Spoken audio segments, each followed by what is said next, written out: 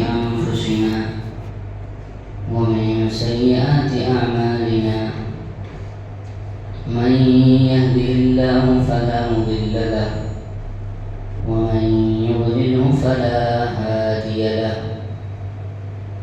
وأشهد أن لا إله إلا الله وحده لا شريك له وأشهد أن سيدنا ومولانا محمدا عبده ورسوله صلى الله تعالى عليه وعلى آله وأصحابه وأزواجه وذرياته وبارك وسلم تسليما كثيرا كثيرا.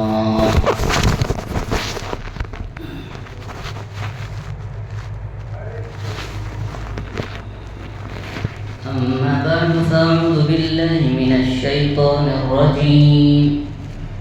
بسم الله الرحمن الرحيم.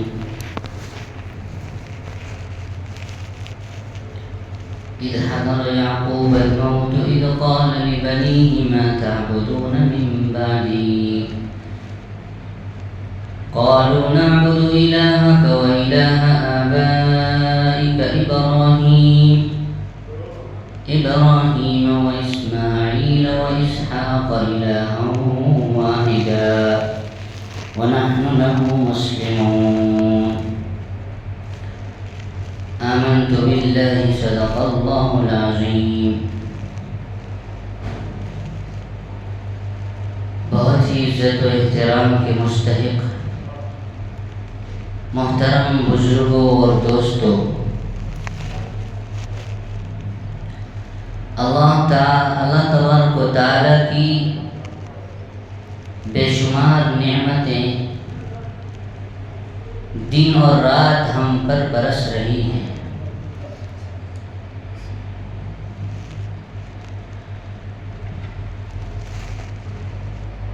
اللہ رب العزت نے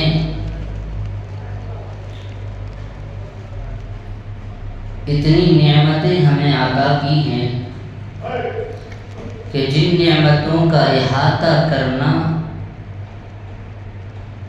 بہت ہی مشکل اور دشوار ہے، آسان نہیں ہے. اس کو خود اللہ تبارک و تعالی نے فرمایا وَإِن تَعُدُّوا نِعْمَةَ اللَّهِ لَا تُحْصُوهَا، کہ اگر تم میری نعمتوں کو گننا چاہو، شمار کرنا چاہو تو تم نہیں گن سکتے، نہیں شمار کر سکتے. اور میرے بھائیو، اللہ تبارک و تعالی کا ضابطہ یہ ہے نعمتوں کے بارے میں. اللہ تعالی کا ضابطہ یہ ہے کہ اگر اللہ کی نعمتوں پر شکر گزاری کی جائے تو اللہ تعالی نعمتوں میں اضافہ فرماتے ہیں، اور اگر ناشکری کی جائے تو اللہ تعالی ان نعمتوں کو یا تو چھین لیتے ہیں یا پھر اسی نعمتوں کو انسان کے فائدے کے بجائے اس کے لیے وبال جان بن جاتا ہے. اسی کو قرآن کریم فرمایا لَئِن شَكَرْتُمْ لَأَزِيدَنَّكُمْ وَلَئِن كَفَرْتُمْ إِنَّ عَذَابِي لَشَدِيدٌ، کہ اگر تم شکر گزاری کرو گے تو میں نعمتوں میں اضافہ کروں گا، اور اگر تم نے ناشکری کی تو یاد رکھو کہ میرا عذاب بہت ہی سخت ہے. اور میرے بھائیو، اللہ تعالیٰ نے اس بات کو قوموں کے واقعات میں واضح فرمایا کہ تاریخ میں ایسے واقعات موجود ہیں، اور بعض واقعات قرآن کریم میں بھی ہیں کہ جن قوموں نے اللہ کی نعمتوں کی ناشکری کی، اللہ نے ان پر اس نعمت کو ان کے لیے وبال کرا دیا۔ چنانچہ قرآن کریم میں قوم سبا کا واقعہ ہے کہ اللہ رب العزت نے یمن کے اندر ایک قوم تھی، قوم سبا، جس کو اللہ تعالیٰ نے بے شمار نعمتیں عطا فرمائی تھی۔ ان کا حال یہ تھا کہ وہ خوشگوار زندگی بسر کر رہے تھے، کوئی بیماری ان کو آ کر ٹچ نہیں کرتی، برا ماحول، صاف ستھرا، گندگی سے پاک، اس دو پہاڑوں کے درمیان وہ بستی واقع تھی، اور ان دونوں بستی کے دونوں طرف ایسے باغات تھے، گھنے باغات تھے، جس میں اللہ تعالیٰ نے بے شمار پھل فروٹ پیدا فرمائی تھی۔ اتنی کثیر تعداد میں پھل وہاں ہوتا تھا کہ لکھا ہے کہ اگر کوئی خالی ٹوکری لے کر اس باغ کے نیچے سے گزر جائے تو وہ ٹوکری فل ہو جاتی تھی۔ انہوں نے دونوں پہاڑ کی جانب سے پانی اترتا تھا اور وہ پانی ایک جگہ ذخیرہ ہوتا تھا۔ ایک گویا کہ انہوں نے ڈیم بنا رکھا تھا اور اس کے 3 دروازے تھے، 3 پھاٹک بنے ہوئے تھے۔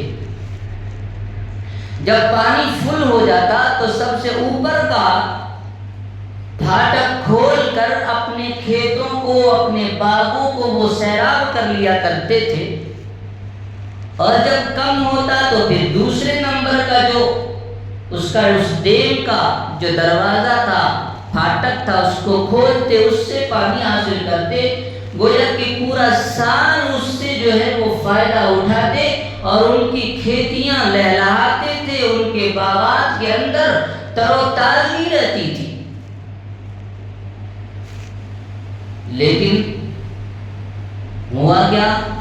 قرآن کریم نے اس کو بیان کیا، لَقَدْ كَانَ لِسَبَإٍ فِي مَسْكَنِهِمْ آيَةٌ جَنَّتَانِ عَنْ يَمِينٍ وَشِمَالٍ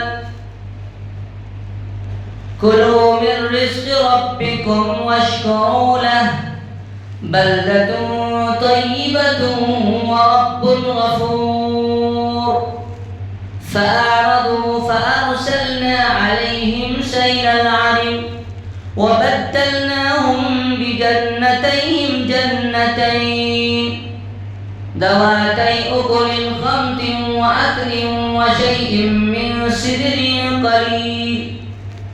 فرمایا کہ قوم سبا کے یہاں 2 طرف 2 باغات تھے، اور اللہ نے فرمایا تھا کلو، کھاؤ پیو، پاکیزہ رزق کھاؤ، اور فرمایا تھا وَاشْكُرُوا لَهُ، اور شکر گزاری کرتے رہنا۔ اللہ نے فرمایا بَلْدَةٌ طَيِّبَةٌ، بہترین خوشگوار جو ہے وہ ان کی وہ بستی خوشگوار تھی، اور اللہ نے ان کا تجارت، ان کی جو تجارت تھی وہ تجارت یمن سے لے کے شام کی طرف جاتے تھے تجارت کے لیے، تو اللہ تعالیٰ نے ان راستوں کو بھی پرامن بنا دیا تھا۔ حالانکہ اس زمانے میں کیا ہوتا تھا کہ راستے پرخطر ہوتے تھے، ڈاکوؤں کا اور لٹیروں کا اندیشہ ہوتا تھا کہ پتہ نہیں کب تجارتی مال کون ڈاکو ڈاکہ ڈالے اور لوٹ لے۔ لیکن اللہ تعالیٰ نے اس قوم پر یہ کرم فرمایا تھا کہ ان کے اس راستے میں، ان درمیان میں جگہ جگہ بستیاں بسا رکھی تھی، کہ جس کی وجہ سے جیسے ہی یہ سفر شروع کرتے تھے تو شام ہوتے ہوتے ایک بستی آ جاتی جس میں ان کے لیے ٹھہرنا، رکنا، قیام کرنا آسان ہو جاتا تھا اور رات آسانی سے گزار لیتے تھے. کسی ڈاکو اور کسی لٹیرے کا کوئی خدشہ نہیں ہوتا تھا. اس طرح سے ان کے لیے اللہ نے آسانیاں پیدا کی تھی. لیکن کیا ہوا؟ انہوں نے ناشکری کی. فَإِنْ أَعْرَضُوا، جب انہوں نے ناشکری کی، فَأَرْسَلْنَا عَلَيْهِمْ سَيْلَ الْعَرِمِ، تو پھر ہم نے ان پر ڈیم کو بہا دیا. وہی پانی جو ان کے لیے راحت کا سامان تھا، جن سے ان کی کھیتیاں سیراب ہوتی تھیں اور باغات پھل پھول رہے تھے، اسی پانی کو اللہ نے عذاب بنایا کہ وہ فل ہوا اور جو ہے بہنا شروع ہوا اور اتنا بہا کہ باڑ کی شکل اختیار کی اور اس بستی کو تہس نہس کر دیا. قرآن کریم نے کہا کہ وَبَدَّلْنَاهُمْ بِجَنَّتَيْهِمْ جَنَّتَيْنِ، ہم نے ان کے ہرے بھرے لہلہاتے پودوں اور شاخوں اور درختوں کو ہم نے دو الگ دوسرے باغوں میں تبدیل کر دیا. یعنی جھاڑ جھنکھار اور کانٹے دار درخت، بیری کے درخت، ایسے جو ہے خضرو گھاس، خضرو شاخیں نکل آئیں. وہ جو پہلے سے خوشگوار تھی وہ سب کے سب تہس نہس ہو گیا. تو اللہ تعالیٰ نے فرمایا کہ اگر شکر گزاری کرو گے تو میں اضافہ کروں گا، ناشکری کرو گے چھین لوں گا. میرے بھائیو، جہاں اللہ رب العزت نے بے شمار نعمتیں مجھے اور آپ کو عطا فرمائی ہیں کہ بارش کے قطروں کی طرح اللہ کی نعمتیں ہم پر کیسی بارش کے قطروں کی طرح برس رہی ہیں جن کا ہم اور آپ تصور نہیں کر سکتے. میرے بھائیو، میرے جسم سے میری نکلنے والا ایک ایک سانس یہ اللہ کی نعمت ہے. ہم سانس لیتے ہیں، ان ہوتا ہے اور یہ ہم جو سانس لیتے ہیں آکسیجن ملتا ہے، اللہ کی یہ نعمت ہے. اگر تھوڑی دیر کے لیے ہوا بند ہو جائے تو ہمارے لیے آکسیجن لینا مشکل ہو جائے. تو یہ اللہ کی نعمت ہے. کبھی کبھی اللہ تعالیٰ جب ناراض ہوتے ہیں تو اسی نعمت، ہوا کی نعمت کو طوفانی شکل دیتے ہیں، اور وہ ہوا جب طوفانی شکل اختیار کرتا ہے تو پھر بستیوں کی بستیاں اڑا کر لے جاتا ہے. بڑے بڑے درخت جو ہے اکھاڑ پھینکتی ہے اور وہ ہمارے اور آپ کے لیے وبال جان بن جاتا ہے. تو بعض مرتبہ اللہ تعالیٰ وہ جو نعمت ہے ہمارے لیے اس کو رحمت کے بجائے زحمت بنا دیتے ہیں. تو اللہ کی نعمتیں جہاں بہت ساری ہیں، وہیں پر اللہ نے ہمیں ایک نعمت، اولاد کی نعمت عطا فرمائی. اس اولاد کی نعمت کو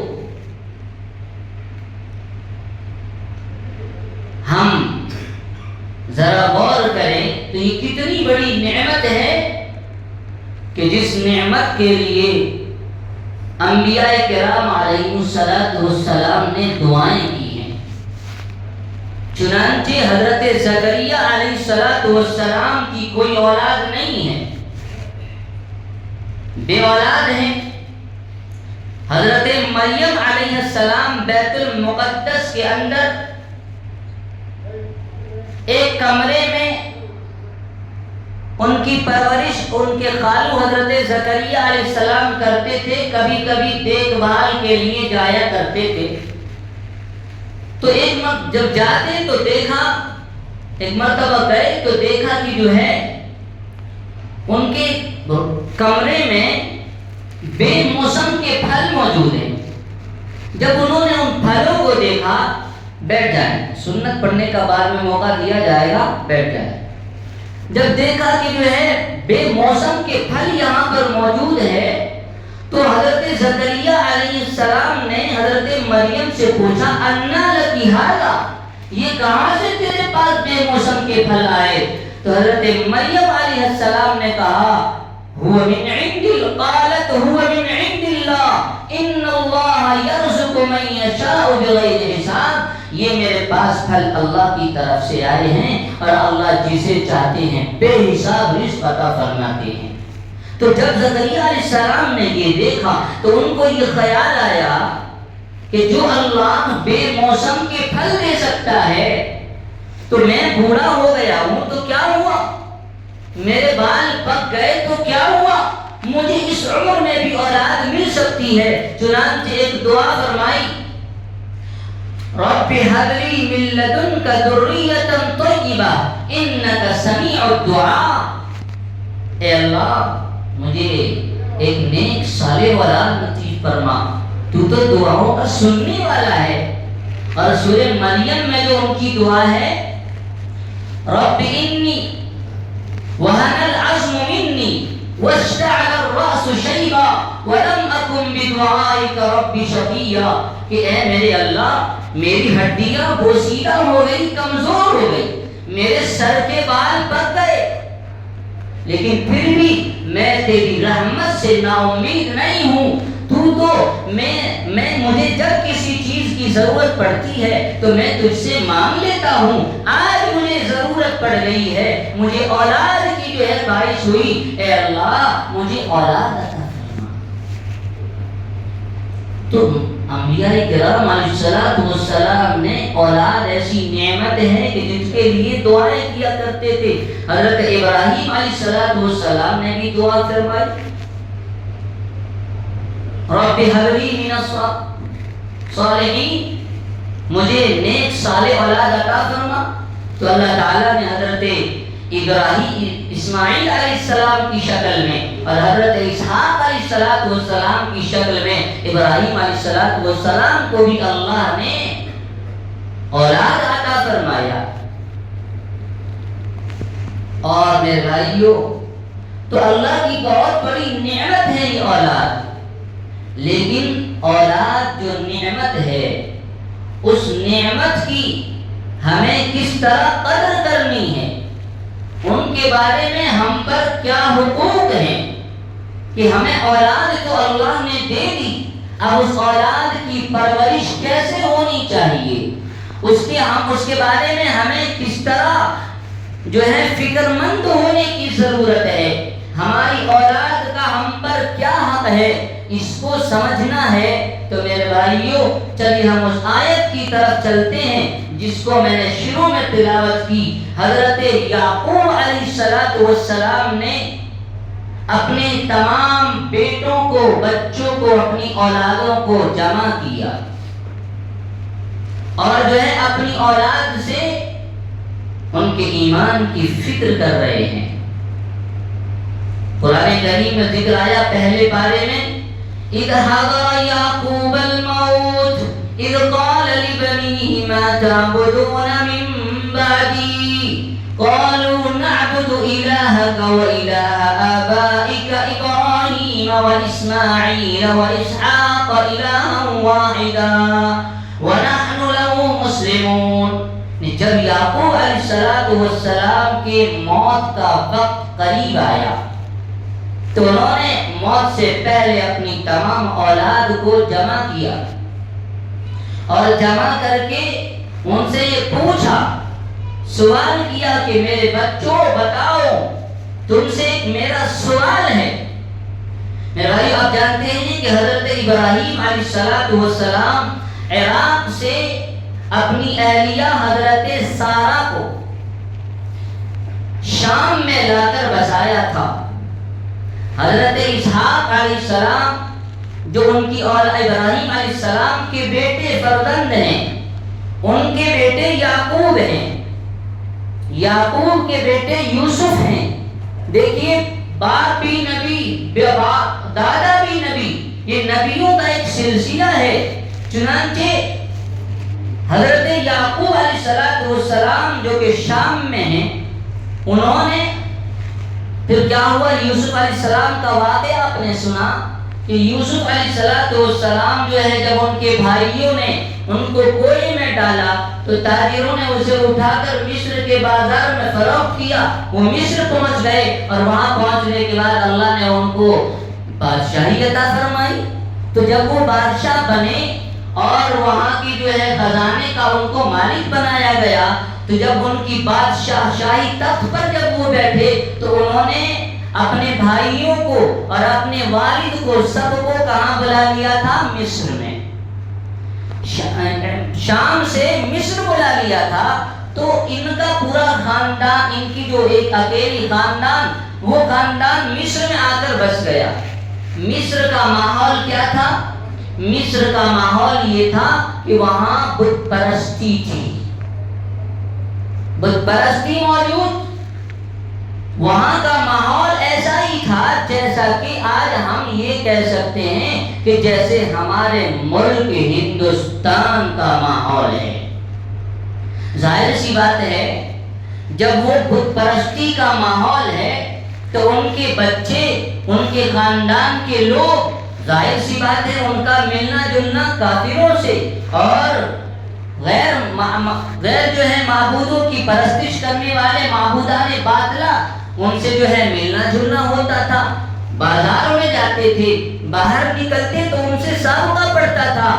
ٹھیک اسی طرح ہمارا ہندوستان ہے کہ ہمارے بچے جو ہے جب گھر سے باہر نکلتے ہیں, اسکولوں میں جاتے ہیں, بازاروں میں جاتے ہیں, یا میں اور آپ بھی جب ہم باہر جاتے ہیں تو ظاہر سی بات ہے کہ انسان ایک عمل کو دیکھتا ہے تو اس کو اس کا اثر پڑتا ہے, اس کا اثر پڑتا ہے. لہذا جب وہ ماحول تھا مصر کے اندر تو اس ماحول کے پیش نظر حضرت یعقوب علیہ السلام نے اپنے بچوں کو بلایا اور کہا کہ میرے بیٹو تم بتاؤ اس ماحول میں تم پنپ رہے ہو, صرف ہمارا خاندان یہاں مسلمان ہے, باقی کفر ہی کفر ہے. اس ماحول میں کہیں تم ایسے تو نہیں ہو جاؤ گے کہ میرے دنیا سے چلے جانے کے بعد تم کہیں کفر میں اور شرک میں تو مبتلا نہیں ہو جاؤ گے. اس لیے ذرا مجھے بتاؤ کہ تم میرے بعد کس کی عبادت کرو گے. ما تعبدون من بعدی, میرے بعد تم کس کی عبادت کرو گے. کس سے کہا جا رہا ہے؟ نبی کی اولاد سے کہا جا رہا ہے جنہوں نے جبریل کو آتے دیکھا ہوگا, جنہوں نے اللہ کا وحی اللہ کے نبی پر آتے ہوئے دیکھا ہوگا. خاندان نبوت کے لوگ ہیں, اہل و عیال ہیں, لیکن ان کے بارے میں حضرت یعقوب علیہ السلام فکر کر رہے ہیں کہ کہیں میری اولاد میرے بعد کفر کی طرف نہ چلا جائے, شرک میں مبتلا نہ ہو جائے. تو مجھے اور آپ کو جبکہ ہم بھی کفر اور شرک کے ماحول میں پنپ رہے ہیں اور زندگی گزار رہے ہیں, تو ہمیں اور آپ کو اپنی اولاد کے بارے میں کتنا زیادہ فکر مند ہونے کی ضرورت ہے. تو سب نے کہا قالوا نعبد الہک و الہ آبائک ابراہیم و اسماعیل و اسحاق الہا واحدا. سب نے بیک زباں کہا کہ اے میرے ابا, ہم آپ کے دین پر, اپنے دادا اسحاق کے دین پر, اسماعیل کے دین پر, ہم جو ہے اپنے باپ دادا کے دین پر قائم رہیں گے. ہم ان معبود کی عبادت کریں گے جس کی عبادت ہمارے باپ دادا کرتے چلے آئے ہیں, یعنی اللہ الہ واحدہ, وہ ایک اللہ جس کی پرستش ہمارے باپ دادا کرتے آئے ہیں, ہم بھی اسی کی پرستش کریں گے. تو میرے بھائیو, خاندان نبوت کا یہ حال ہے کہ وہ اپنے بچے کے بارے میں فکر مند ہیں, تو ہمیں اور آپ کو جبکہ ہمارا بچہ بھی ٹھیک اسی کلچر میں, اسی ماحول میں پنپ رہا ہے, تو ہمیں اور آپ کو کتنی زیادہ فکر کرنے کی ضرورت ہے. تو میرے بھائیو, ہمارے اپنے بچوں کی حقوق کیا ہیں, ہمیں اس کو سمجھنے کی ضرورت ہے اور ان حق کو ادا کرنے کی ضرورت ہے. کیا حقوق ہیں ہمارے بچوں کے ہم پر؟ ویسے تو بے شمار حقوق ہیں, لیکن حضرت عمر بن خطاب رضی اللہ تعالی عنہ کے پاس ایک والد اپنے بیٹے کی شکایت لے کر آیا اور آ کر کہنے لگا کہ اے امیر المومنین، میرا بیٹا نافرمان ہو گیا ہے، میری بات نہیں سنتا، آپ ذرا ان کو جو ہے آپ ان کو اس کی جو ہے خبر گیری کریں۔ چنانچہ بلایا بیٹے کو اور بلا کر پوچھا